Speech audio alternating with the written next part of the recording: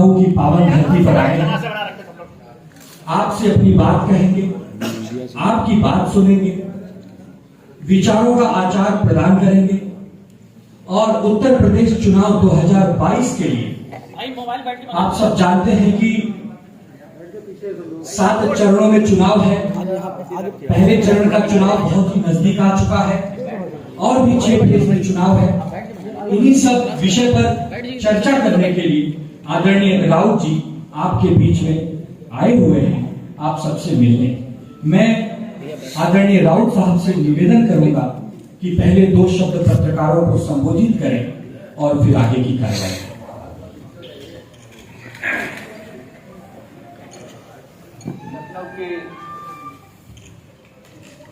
लखनऊ की पावन धरती पर आपने मेरा स्वागत किया, धन्यवाद। ये धरती हमारी भी है, जितनी आप सभी की है, देश की है। मैं आप सबका स्वागत करता हूँ, बहुत प्यार से आप यहाँ विधुआ जी है किसान रक्षा पार्टी के, अजय खन्ना भारतीय जनता पार्टी, ठाकुर अनिल सिंह हमारे राज्य प्रमुख जी, हमारे पवन मिश्रा जी भी हैं, गुलाब दुबे जी, आनंद दुबे जी, विक्रम प्रताप सिंह जी, कुंवर करुण प्रताप सिंह जी भी मेरे साथ, संजय गिड्डे पाटिल है, करणी सेना और अवध केसरी सेना के नेता भी यहाँ उपस्थित है। लखनऊ में हमारे उम्मीदवार गौरव वर्मा जी हैं। आपको सबको मैं बताना चाहता हूँ, 5 राज्यों में चुनाव चल रहा है। उत्तर प्रदेश सबसे महत्वपूर्ण राज्य है। यहाँ के चुनाव और यहाँ के नतीजे देश की राजनीति की दिशा और दशा क्या होती है उसका निर्णय देती है। इसलिए पूरा देश उत्तर प्रदेश में क्या हो रहा है उस तरफ ध्यान देकर देख रहा है। मैं यहाँ आया हूं मेरे पार्टी के उम्मीदवार के प्रचार के लिए। अब तक जितने भी चरण हुए उसमें है और आने वाले 5 और 7वें चरणों में देश में हमारे 30 उम्मीदवार खड़े रहेंगे। 400 विधानसभा वाली इस राज्य में 50-60 हजार एक कोई बड़ी संख्या नहीं, क्या मुझे मालूम है, लेकिन ये सभी उम्मीदवार बहुत ही गंभीरता से लड़ेंगे। पार्टी का विस्तार करने के लिए हमारा कदम है। अब हमारी पूरी जो राज्य की कार्यकारिणी थी उनके साथ हम बैठे थे। हमारा किसी बड़े पार्टी के साथ अलायंस नहीं हुआ है, ये सही है। लेकिन जैसे मेरे साथ किसान रक्षा पार्टी के सर्वेसर्वा बैठे हैं विधवा जी, हम उनके साथ चुनाव लड़ रहे हैं। और भी छोटे छोटे दल हैं, करणी सेना है, अवध केसरी सेना है। हर एरिया में जिसकी ताकत है उनके साथ हम चुनाव लड़ने जा रहे हैं। लेकिन मैं आपको इस बार बताना चाहता हूं, विधानसभा चुनाव खत्म होने के बाद हम लोकसभा चुनाव की तैयारी में लगेंगे। उत्तर प्रदेश में हम 15 या 20 लोकसभा सीटों पर चुनाव लड़ने जा रहे हैं, उसकी तैयारी चल रही है।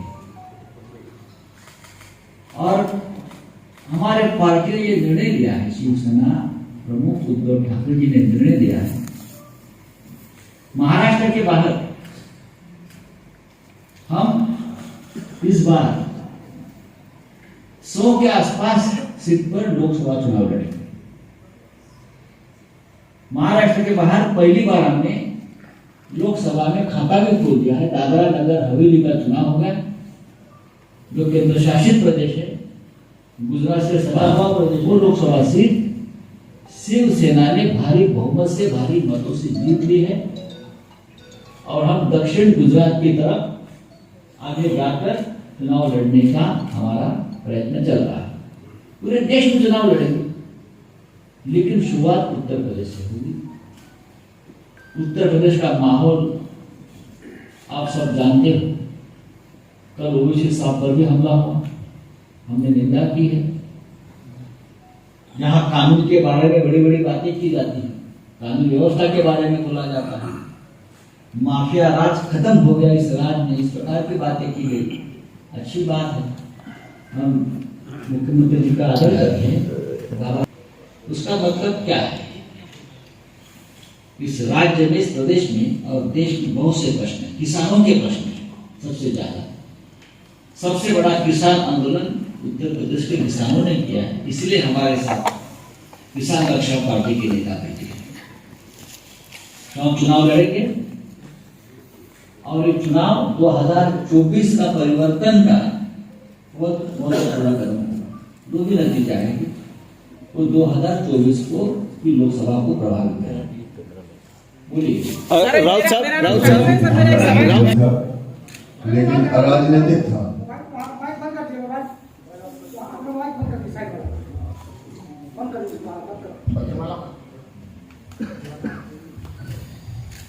बुंदेलखंड उत्तर प्रदेश का सबसे विशाल क्षेत्र है। हम लोग राजनीतिक रह के अपनी मांगों को आंदोलनों के द्वारा मांग पूरी करने का प्रयास करते थे, कराने का प्रयास राज्य सरकार से। लेकिन विगत 5 वर्षों से हम लोगों ने बड़े बड़े आंदोलन किए हैं। उसका एक सबसे बड़ा दिल्ली वाला मामला ही है, जहां 1 साल हम लोगों ने आंदोलन किया। मैं संयुक्त किसान मोर्चा का भी पार्ट, मैं किसान महासंघ का भी पार्ट रहा, मैं देवेंद्र शर्मा जी की किसान एकता का भी पार्ट रहा। जब यहां हम लोगों को आंदोलन जीवी जैसे शब्दों से नवाजा गया, जब यहां हम लोगों को गद्दार क्या कहा गया, हम लोग गद्दार नहीं हैं, हम देश के किसान हैं। कोरोना काल में जीडीपी सबसे ज्यादा हम लोगों की वजह से हट हुई है। हर घर में थाली में भोजन हम लोगों की वजह से, सब्जी हम लोगों की वजह से, दूध और फल फ्रूट हम लोगों की वजह से पहुंचे। उसके बाद जो हम लोगों की बेइज्जती हुई है, उनसे आहत होकर हम लोगों की समझ में आ गया है पूरे देश के किसानों के कि अब हम वो नहीं है जो पहले हमारी मान्यता थी। हमें इस देश का राजा माना जाता था, अन्नदाता कहा जाता था। अब हम लोग इस देश के गद्दार कहे जाने लगे हैं। इसलिए हम लोगों ने मजबूर होकर किसान रक्षा पार्टी का गठन किया है। इसका हम लोगों ने रजिस्ट्रेशन कराया है। क्योंकि उत्तर प्रदेश के हालात मैं आपको बता दूं कि उत्तर प्रदेश भ्रष्टाचार का बहुत बड़ा अड्डा है। हमने समाजवादी भी देखी है, हमने बहुजन समाज भी देखी है, हमने वर्तमान में भाजपा भी देखी है। हकीकत यह है कि मैं सबूतों के साथ आप लोगों को बता दूं कि यहाँ जितना भ्रष्टाचार शायद भारत में तो कहीं होता ही नहीं होगा। हम लोगों ने इनका जनसूचना के तहत इन लोगों की चोरियां पकड़ी, जो किसानों संबंधित विभाग हैं, उसको हम लोगों ने कमिश्नर महोदय को जांच के लिए दिया। यकीन मानिए 4 महीने हो गए हैं, कमिश्नर महोदय के यहाँ से वो फाइलें ही गायब हो गई हैं, उनका सबूत मेरे पास। सर वो सब पता है हम लोगों को, थोड़ा सा लेकिन हमारे प्रत्याशियों के फॉर्म रद्द कर।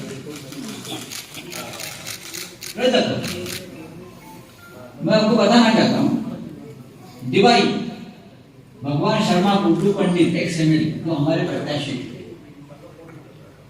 उसके नामांकन में क्या कमी है किसी को पता ही नहीं चला, अंत तक पता ही नहीं गया। पहले कहा गया कि 10 प्रस्तावक नहीं है, और जब बताया गया कि प्रस्तावक है, फिर भी उसका फॉर्म रद्द कर दिया है। नोएडा राजकुमार अग्रवाल नामांकन परफेक्ट, उसके बावजूद रद्द किया है। मैं आपको बताना चाहता हूँ, आप बताइए क्या एडवोकेट धर्म मिश्रा जी हैं, चुनाव के पर्चा भरने को बहुत बखूबी समझते हैं।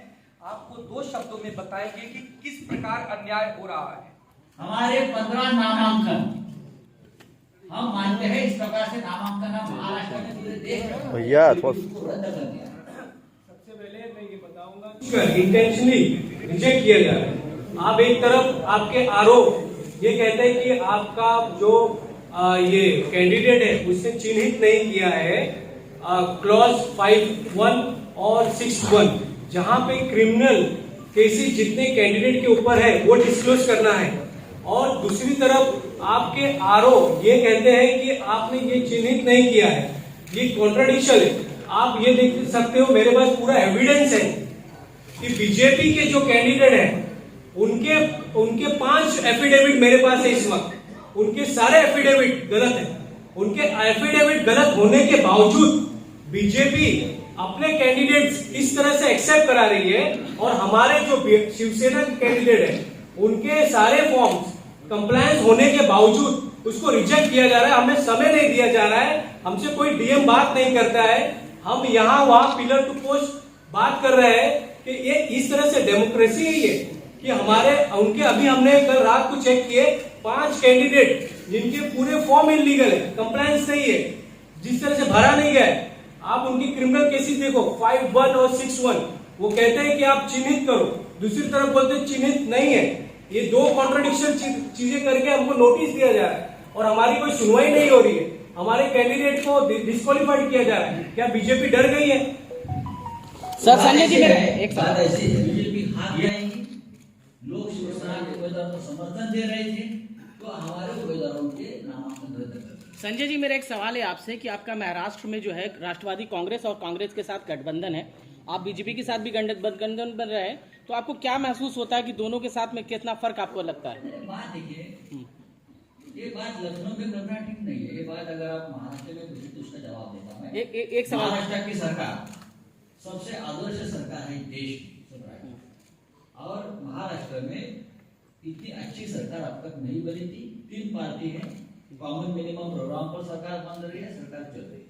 बीजेपी जो है ईडी के अधिकारियों को सर प्रत्याशी बना रही है। सर आपको क्या लगता है, जबकि केंद्र सरकार पे ये आरोप लगता है कि जो है ईडी और सीबीआई का दुरुपयोग करती है, तो क्या आप मानते हैं कि ये पहली पार्टी एक ज्वाइंट डायरेक्टर लेवल का अधिकारी मालूम है मुझे, सरोजिनी नगर से खड़े हैं जी राजेश्वर सिंह जी, उनका पूरा इतिहास मुझे मालूम है।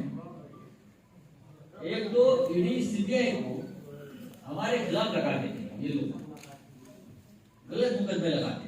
आपने सर ये कहा कि हम आंसर होने दें।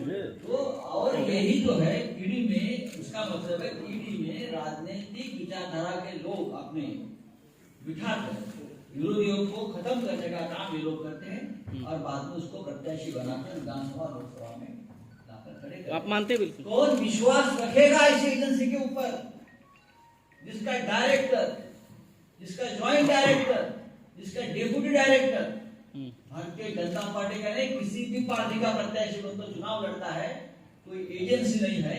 ये आपके सिस्टर कंसर्न है, आपके छोटा दल है, आपका अपना बी टीम है। महाराष्ट्र में आज आपको मालूम है, मुख्यमंत्री से लेकर हमारे तक घर घर में ईडी पहुंच रही है। गलत मुकदमे, गलत इल्जाम, झूठे मुकदमे, लोगों को धमकियां देकर गलत स्टेटमेंट ले रही है। ये कब तक चलेगा? ये 2024 तक चलेगा। ये जो एजेंसी को मैं बताना चाहता हूँ, ये 2024 तक चलेगा। मेरे पास पूरी जानकारी है। परसेप्शन बनाने की कोशिश करते हैं, उनके पास बदनामी का बहुत बड़ी मशीन है बदनाम करने की। कोविड सेंटर पूरे देश में चले हैं ना, यूपी में चले हैं, मध्य प्रदेश में चले हैं, दिल्ली में चले हैं। तो ये जो व्यक्ति है, एक व्यक्ति को टारगेट करने के लिए पूरा माहौल बना दे। शिवसेना शिवसेना शिवसेना, मेरा कोई पार्टनर नहीं है। मैं कभी किसी बिजनेस, मैं तो एक पत्रकार हूँ, मेरी फैमिली बिजनेस में नहीं है ज्यादा। कभी बच्चे अगर कोई काम करते हैं मेरे नेक्स्ट जनरेशन, तो आप मेरे पर क्यों उंगली उठा रहे हो? ये बहुत ही गंदी राजनीति है। इस देश में कभी बच्चों तक राजनीति नहीं गई थी। आपको पॉलिटिकल वॉर करना है तो सीधे हमसे करो, हमसे टकराओ। ये बदनामी का षड्यंत्र, ये बिलो द बेल्ट, ये गोलियां चलाना, ये सीबीआई ईडी को भेजना ये नामर्दानी है, बेईमानी है देश के साथ। आप सर अपने कैंडिडेट को हम काम कर सकते हैं ना। Right right. ऐसा है कि सरकार की सत्ता में ही जाना चाहिए, ऐसा कहाँ है? शिवसेना का पूरा जन्म अपोजिशन में गया। हम लड़ते रहेंगे, बोलते रहेंगे, काम करते रहेंगे, वो भी बड़ा काम है। अपोजिशन में बैठना, अगर कोई विकल्प नहीं रहा तब सर आप जब लखनऊ आए हैं सर उतरे तो आपको सर भय मुक्त लगा सर उत्तर प्रदेश से? सर जब आप उत्तर प्रदेश में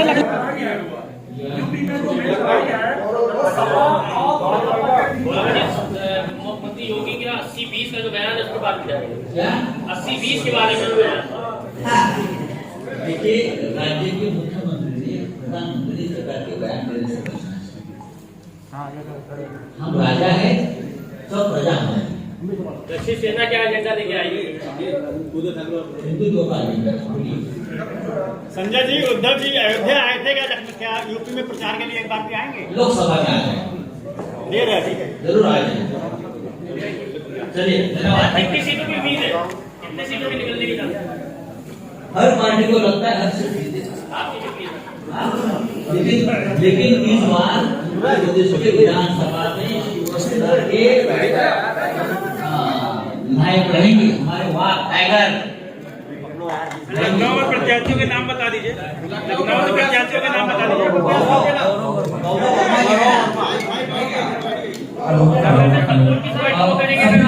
गोरखपुर से कौन है सर? गोरखपुर से नाम नहीं बता सर, गोरखपुर से कौन है? अरे सर ग्रुप करा दीजिए।